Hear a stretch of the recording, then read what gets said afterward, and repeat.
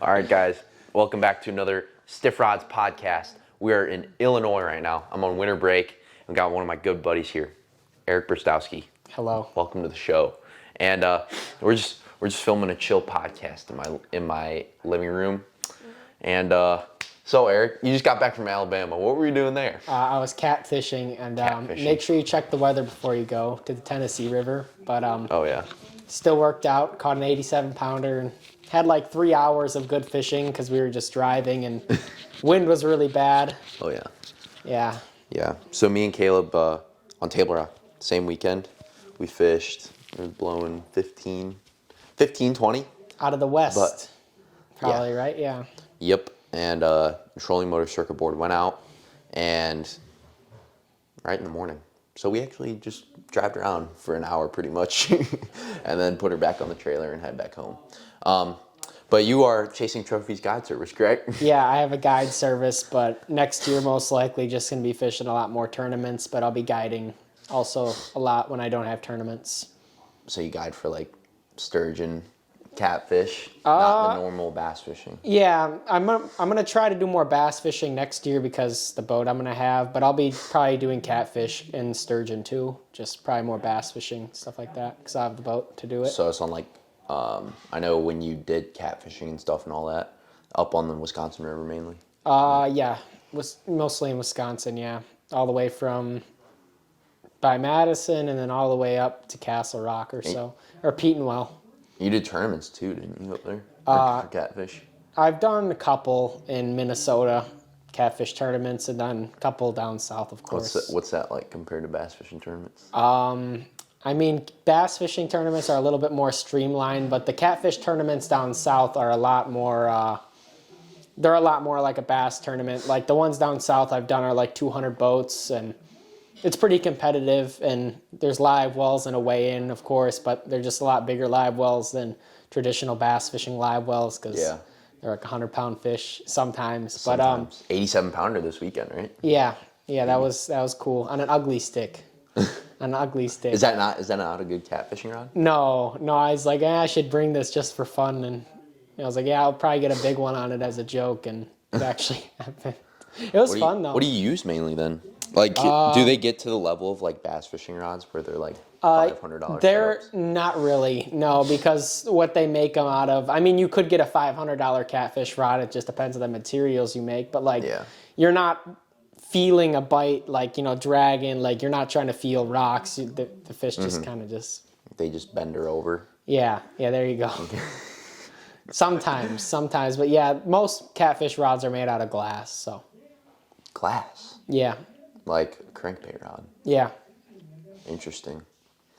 But you're like drifting it in like current and stuff, right? Yeah, I mean, there's a couple things you do for catfish, like you bump and then you could drift, and then you can also anchor.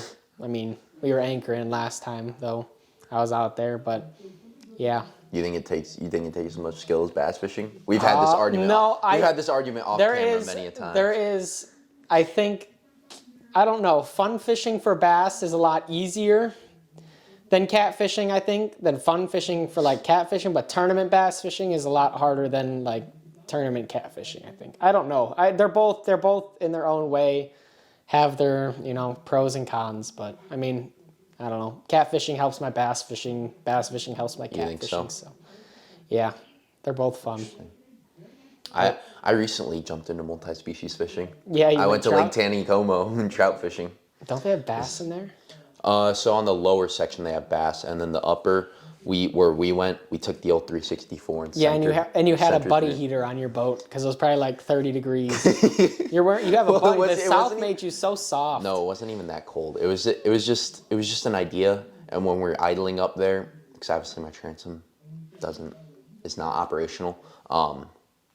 We used that as a heat source, but it ran out like as soon as we got on the water. It was worth it though. We caught big trout, dude. It was just like up north from smallmouth fish, just like throwing a hair jig. Like we would take the spinner and just throw it at the trout and just reel by him. Boom, big. It's like Bogo. Time. He goes hog. Bogo? Yeah. Yeah. One of your. Why don't you tell everyone about that experience? Oh gosh. Your co-angler experience on the opens. this year, or basically last year, I don't know. I mean, the year's almost over, but I fished two divisions of the Opens. Then I ended up jumping in the last two Central Opens because I was doing okay in AOI. But Second place. second place in AOI and only fished 8 tournaments. I had 1,000+ points in 8 tournaments, which is How good. much did the guy beat you by? He beat me by 10 points. So if you literally fished the other Yeah, if I one, fished one more event, or I probably caught one more fish in one of the events I only caught 2 in, it would have been different, but that's just how it goes. I mean, I'll just win the AOI as a boater, hopefully, one day. So Oh yeah, just do that, and then, be Yeah. done. Yeah. interesting. What do you think is your experience as a co-angler in the Opens? Because I fished Toyota Series, never fished an Open. I probably will fish. They're probably like a Toyota Series, but I think an Open has a lot more attention to it, of course. But it was a good experience. I met a lot of people and made a lot of connections and stuff like that. Even just fishing at home this year. I fished a ton of tournaments at home this year, and I was able to meet a lot of people that, I wouldn't have, been able to meet at all, and it helped me for like connections for sponsors and stuff like that, which is really good. Yeah. You don't always have to fish something really big to get that exposure. You can get exposure locally, but of course fishing an Open helps. And then, of course, as a co, I had a lot of fun draws this year. I had, I think, 4 of the 8 tournaments. I had a boater not catch a limit in front of me in 2 days. It was. So it'd be 8 days or 8 days. Where 8 days out of the your boater didn't 16 catch a limit. days, I didn't have a boater catch a limit. But I mean, it was, it helped me see how someone, deals with it mentally and what not to do.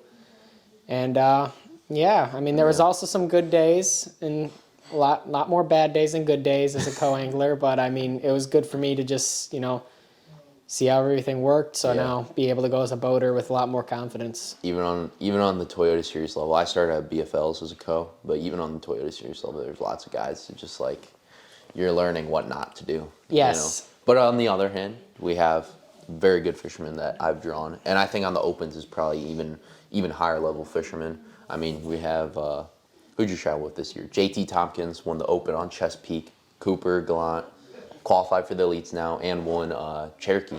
Yes. And then yes. Who else? Garrett I practiced with. Massa I got to meet. Massa's on the elites. Great dude. It's a little bit hard talking to him sometimes, but Massa's sick. Yeah. Love Massa. Heck I don't know. Then Cody was nice. Keith was nice. They helped me meet a lot of people, of course. I mean, I stayed with a lot of people this year that were awesome. So that's good to have. And for next year, I'll be having people I know all over now too. So that's What are they doing? What are Keith and Cody doing next year for Opens? We're all fishing Division 1. Nice. Southerns are Eufaula starts in March, and then we got Wheeler in May, and then Harris Chain in the fall. And yeah. Interesting. Yeah. That's not necessarily south, but Yeah, it's not necessarily south, but it's the best schedule I think out of all the Opens, divisions this year or next year. I think that's the best, fishing, times of year for those places and stuff like that. It'll be nice to, I mean, they're all going to be pretty different and also southern. So, I mean, yeah, go learn some things and, yeah, fish. interesting. What's your game plan? Are you going to go down and pre-practice? Are you going to go down? Plan is, I don't know, I have to get a boat first. That'd help. Your first tournament's in February, right? Or I'm leaving. End of February. I have to leave mid-February, but it's like March 2nd through 5th or something like that. Yeah. Whatever it is. Yeah. So, PHX.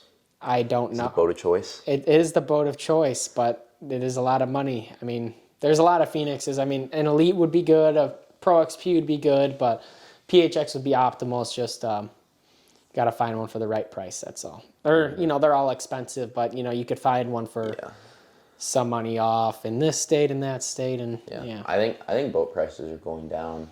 As far as my boat, I don't know what I'm doing yet. Might be selling it. Might be keeping it. Might be putting it all on a new boat. All the motor and everything. So, I don't know what you're going as far as that.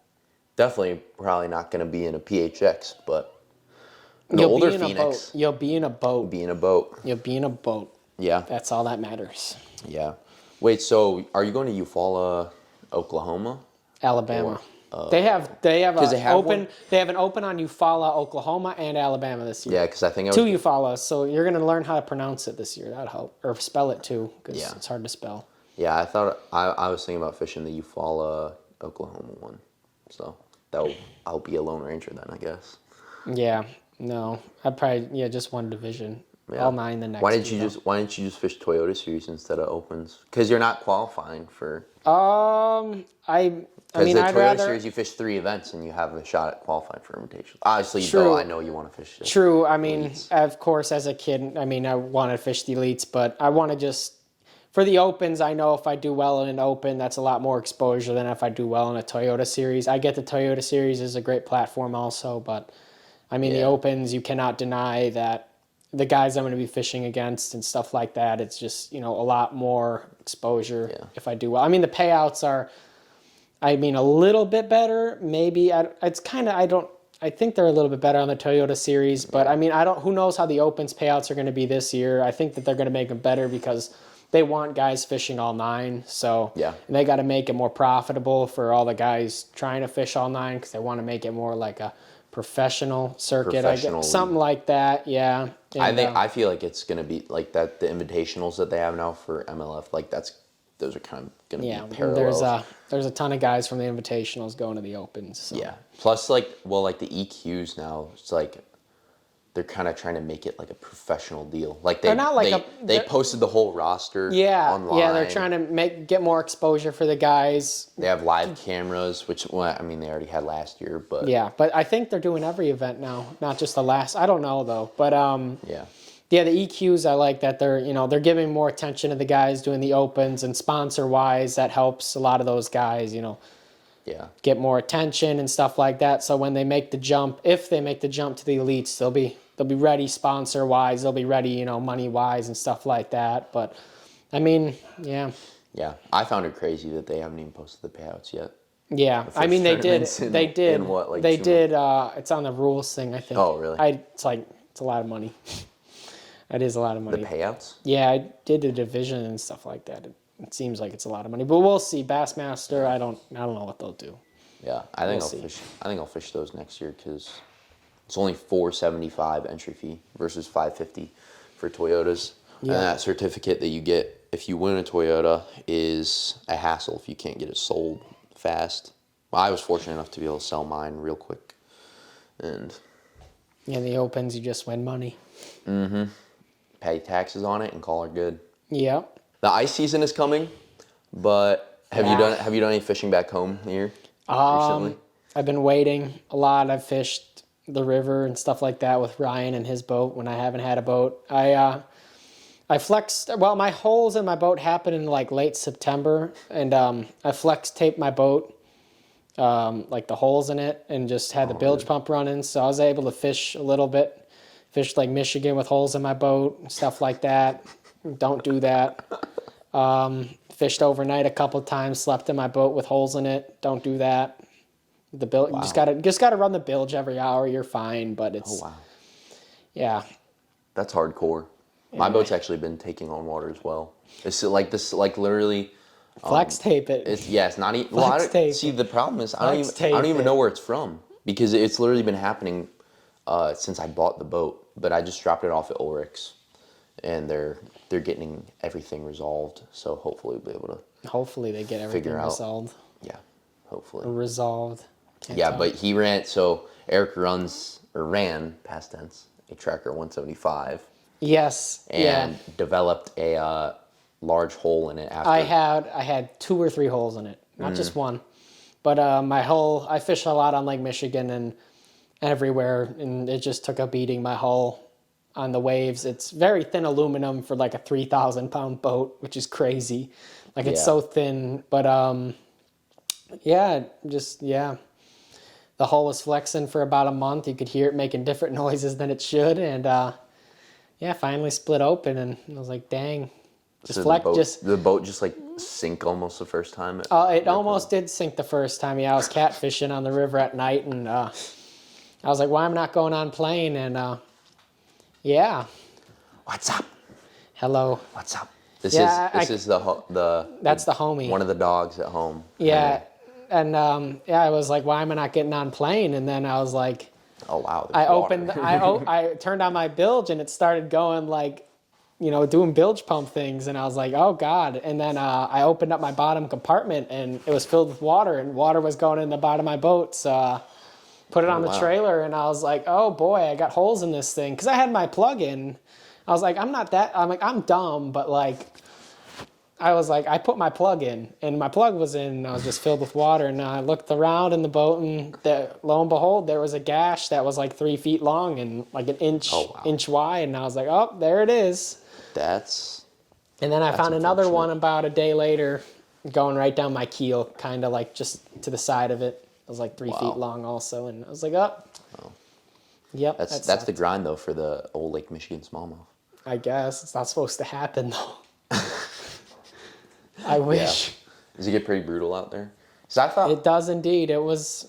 They're like it's a great lake, of course. Of course, it gets brutal, Yeah. but I mean, you just can't be stupid. That's all. Yeah. But I mean, I've gone out there and it's been terrible, of course. But sometimes that's when the fishing's good. But yeah, don't do that. Don't be like I that. was under the understanding though that most of the fishing took place in the rivers and the harbors and stuff, but I don't know. I've never been out there. There is a besides- lot of this year. I was able to explore a lot, and there's a lot of stuff. I mean, I would like to next year, like how you fish the St. Lawrence, you fish reefs, you fish stuff like that, shoals. There is shoals on Lake Michigan, which I've caught fish off of this year, and I want to be able to next year just to fish Lake Michigan, like the St. Lawrence or Champlain, how you would mark rock and stuff like that and fish it. Like I've done it with my live, of course. I've been because there's a lot of seawalls and stuff on Lake Michigan that just everyone fishes. I mean, it has fish, of course, but I'd like to find some more stuff off the beaten path, of course. Yeah. That's fun. Yeah, because do you have side scan on your? I did have side scan. I did fish a You had lot of stuff. You had off, like a yeah. 12 with live. Yes. Front, and yes. And then Elite TI 9-inch in the console, which was just fine. The TIs are it's great graph. What are you running on your new boat? Are you gonna run the Ghost still or no? No. No. No. Ultrex, and then probably 2 HDSs in the front, and then a 16 or 12 in the console, and then maybe like an iPad or something, or maybe 2 12s in the console. I don't have a boat yet, so I don't know. But that's what I'd like to do.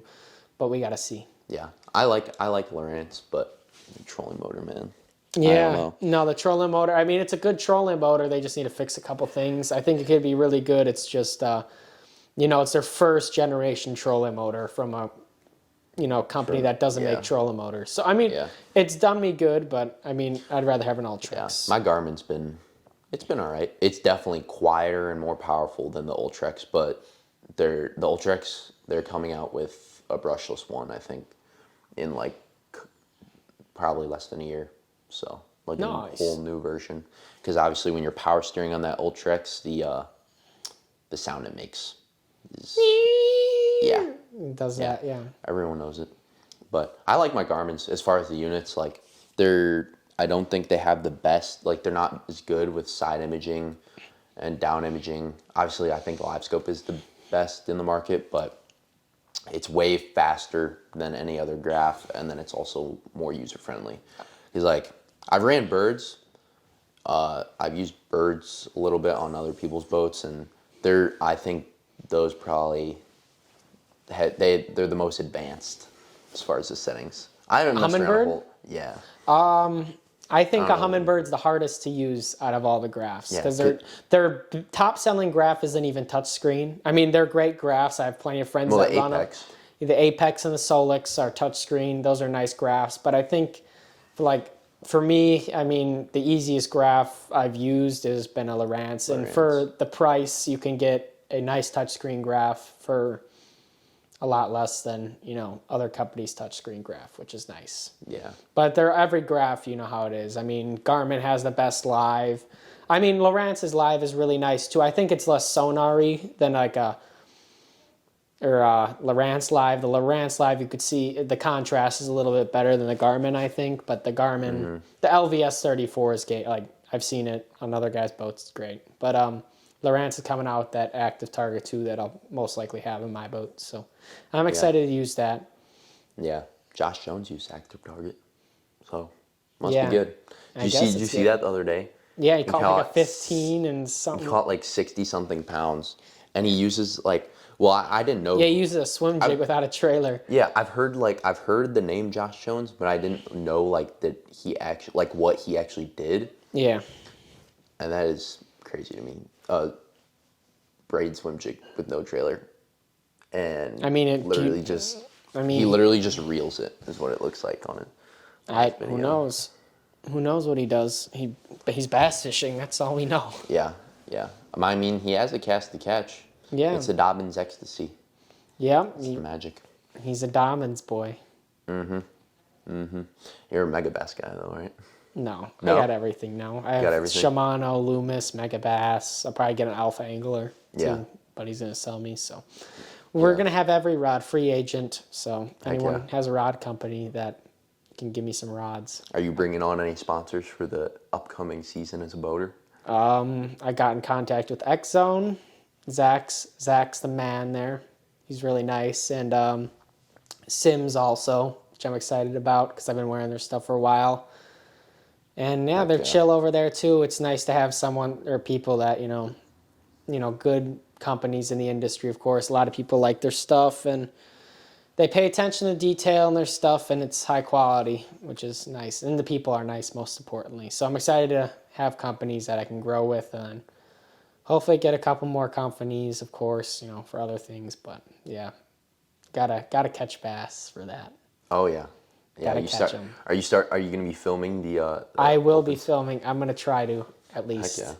I can just put a GoPro on the dash and have it running, so that's nice. That'll be easy. That'll make life easy. Oh yeah, yeah. I do literally just battery pack attached to there. I actually just got the YOLO Tech. Yeah, or just ideal, USB, but you're gonna have a or just USB. You're gonna have a coin yeah, though. or just USB, like down here, and then have it strapped to the dash. Yeah, because those new boats have the actual charging port there. Yeah. But you can literally just click it. If you have a 12 gigabyte SD card, click it. You don't have to touch it the rest of the day, which is the best part. Because I find when I get into the tournaments, like It's hard to film. it's hard to. Well, I can't- It's not can't- necessarily hard, but just like your mind is just focused on the fishing, only the fishing, and Yeah, it's hard to think about a GoPro doing like beep beep beep beep beep beep beep. yeah, and just Every 2 messing seconds. with it all day. So Yeah. hats off to guys like that can go out and do that. Like The homie's Cooper. back. Yeah, Cooper films a good. Cody, all of them, everyone does. Oh yeah, Cody just started a YouTube channel too, right? Yes, Cody's channel. been doing a good job yes, with that. yes. If his GoPro had, thank God he can edit. Yeah. No, Yeah. we just be YouTubing. I ran the OG Hero 5 for several years, and then the St. Lawrence. I don't know if you saw that when I jumped in. What happened? You lost your GoPro? No, so I had my boater had a fish hook, and obviously I dropped the rod and ran up there, and we're drifting on the St. Lawrence because the current's so fast, Yes. and it hooked onto a boulder down there, pulled my rod in, and I turned around, my rod's like 3 feet underwater, so I jumped in, grabbed it, and then I had the port on the side open, so it fried my GoPro. So, but now I got two new GoPros, which is nice, but that was a very cold day. It was blowing like 50 degrees out. I was fully suited up with like 3-4 Typical layers. New York. Yeah. No, that New was York. Yeah, that was like in the fall, right when it was starting to get cold out there. But I saved the rod, and if I hadn't saved the rod, I definitely don't think I would have caught the weight I caught, because I had 18 or 19, I think, that day, which was a good time. Yeah, Sake got second because Oh yeah, his friend got and then his friend got first. Tishimoto. There's some secret stuff they're doing up there. Oh, yeah. Because he literally finishes in the top 5, I think, at every tournament in the St. Lawrence. Yeah, that's incredible. And also, it's an incredible fishery that co-anglers consistently always do well, too. Yeah. Like, there are just so many fish that Well, you just catch them anywhere. I mean, it's hard. Have you been there yet for the opens? No. But how it sets up for the co-anglers, like the first day I remember this year at the Toyota Series, I think the co-angler had 2 pounds more than the leading boater. So like how you set up on the drifts, because it doesn't look like, if you ever watch a video of the St. Lawrence, fishing in the river, it doesn't look like you're moving, but you look down at your GPS and you're going like 1.5 to 2 miles an hour drifting down these shoals. And like you'll drag your bait and you look at it on live scope and it's literally like a huge bow because that current's pushing your line so hard. And the co-anglers, obviously, because the nose is pointed into the current of the boat, so the co-anglers are getting first shot on everything. So that's why you're able to go and. Yeah, and your Toyota Series is really far from the lakes, so. Yeah, they launch out of Messina. I don't know where the Opens launch. Opens is out of Waddington, so that's another long run. But guys still run there. Yeah, I've heard guys say they like the river or the lake better, but I'll probably go there in the summer, hopefully. In August, I'd like to go New York, so just to see everything before. You know. Yeah, it's a good time. I fished in the river for every single day that I've been there. I've been there 2 years now. I've fished in the river the entire time, and everything gets won out on the lake, but. Like if you have to have the right conditions. Obviously this year, the Elite Series, it was like it was calm, and they just it was a slugfest. Smashed them, yeah. Because those shallow fish were like never been caught before because it never gets like that. Yeah, yep. But yeah, if you have wind, if you don't have wind, going to the lake is like where you got to be at. But Brian Schmidt, I drew him on the last day, and we ran, I think like 140 miles. Or round trip, or like 180 or something like that. Crazy, but it can definitely be done. And the Johnstons do it every time. They show up and they catch them. But yeah. Cooper's gonna do well, I think, with St. Lawrence. He's from there also. So doesn't he? What is he like? Right next to the Lawrence, like the Johnstons, or yeah, he's close. Oh, very close. Heck yeah! Is that on schedule for the Elite Series? As usual. Yeah, as usual. They got St. Clair, Champlain, and then next year for the Elites. Yeah, St. Clair, Champlain, and then St. Lawrence. They need to have. I like that they had one at La Crosse last year. That was nice, but they need to start doing Opens and Elites more close to us. Yeah. They need. Like the Northerns need to be the Northern, not the East. But it's whatever. I mean, those New York fisheries are awesome, but I mean it'd be cool to have something closer. It's a lot of money.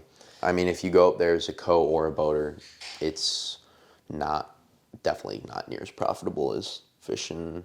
I mean, I remember the Northern Toyota Series before, they used to go out of Erie.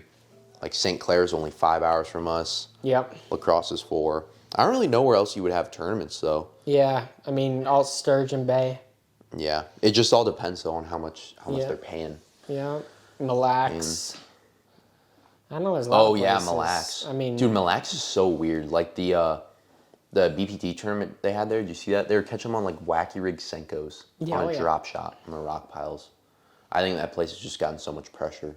I mean, no, not really. I mean, it's a big place, but I mean, Josh Douglas and all them guide out there and they kill it. So I'd like to go there in the summer one day just to catch them. Yeah, that's like straight up boulder rock pile fishing, I think. Yeah, I don't know. I've never been there. We'll see. Gotta go. You went to Sturgeon though, right? What? I went to Sturgeon Bay. In the old 175. Yeah, it was. We went there on the worst possible time.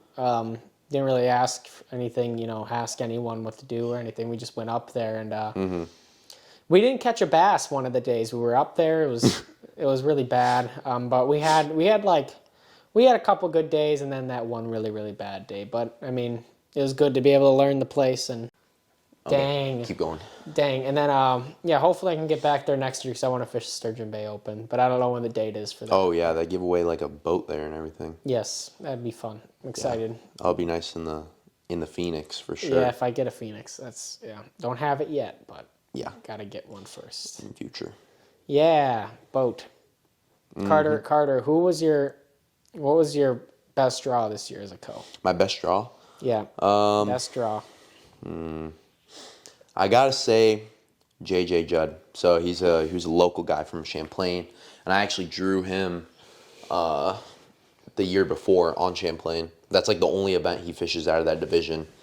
And so we literally fished all the same spots that we fished the year before, and he barely missed the cut this year, but that day, so the first day I had the guy was nice and all, but I mean, he just wasn't around fish, and I only had 3. And on Champlain, you guys know that is like not good to not have a limit on Champlain, even as a co-angler. And the second day, I drew him, and we just did our thing. I had 19.6, and then he had like high 19s. And so that got me tied. So it's a top 25 on the Toyota Series, and that tied me for 25th. And then I won the tiebreaker because I had the biggest bag. And then the next day I had 14 on 4 fish and or 11 or something like that, and I moved all the way up to 8th. So yeah, shout out to JJ. I mean, all you can ask for is guy that nets your fish, and leaving your graphs on is a huge thing up there. I wish. Have you fished up north as a co? Yeah, Or but, you did Oneida, right? But I mean, yeah, that Oneida was was kind of a Oneida was fail. Oneida was a little experience. It was, You guys leave your graphs on the opens? some days, some not. Like the places you don't need them, don't need them. That's when they have them on. But I mean, the deep times I was out, they'll have them on or off. Usually off. But you just look between their legs and look at their live scopes. Yeah, yeah, that's what I'm saying. And they sometimes accidentally point it back and sad. Well, at St. Clair, there's literally a guy I fished with for that BFL. He was on a rock flat, had nothing on it, like absolutely nothing, and the fish were just roaming out there for some reason. And so you would literally just, even if you don't have your graphs on in the back, you can just watch where they're pitching and then keep track of that, like in the water. Yeah. And then once they go past it, you just pitch right to it. And a lot of times you're even throwing a different bait, you're fishing it different, and you'll get bit. Yeah, and then also if your boater, I had that like at Hartwell or Rayburn, like they would be throwing close, and you throw close also, because if they're dropping, you see them drop, you drop with them, or they have a fish on, you drop down, to get their followers. I mean, just stuff like that, little things. I mean, it's a game. It's a sad world we live in, but You're an anti-live scoper? No, I don't care. Live scope's great. I have it. But just as a co-angler, that's what you got to do to catch fish, sadly. Yeah. No, and then there's the other side of it. Is Champlain, what I did was, I feel like it's becoming this way on a lot of lakes, and I've noticed it when I fish on Table Rock, but I would cast like as far as I could, and I bought 742 Dobbins, which was just a 7'4", and it allowed me to cast a lot farther. And I think it was just being away from the boat, and obviously I had no clue. I would look at the contours on the map, kind of know where I'm casting at, but I mean the fish, I feel like are a lot less pressured, and when they get over that, or when that boat gets over them, it's a lot harder. Oh to yeah, get bit. I mean there was a lot of times too. I mean if you're casting far, you're fishing for different fish, and that's the biggest thing as a co-angler. Like you're not fishing for what your boater fishes for. You see things different, and you also have to think faster than your boater. Most of the time, like you got to make that. There's a lot of times this year I was just like that 1 or 2 fish, like I don't know, just in the event, like each event, like you just have to like, you pick something up quicker than your boater. You know what I'm saying? Like you see this wind blowing on this, you're like, oh, quick, you run down, you grab a chatterbait, 1 cast, 2.5 pounder. Yeah. I mean that happened. Yeah. That happened. Quite a lot on the opens this year. Just thinking faster than you're just seeing what they might have not seen, or stuff like that. Just little things. I don't know.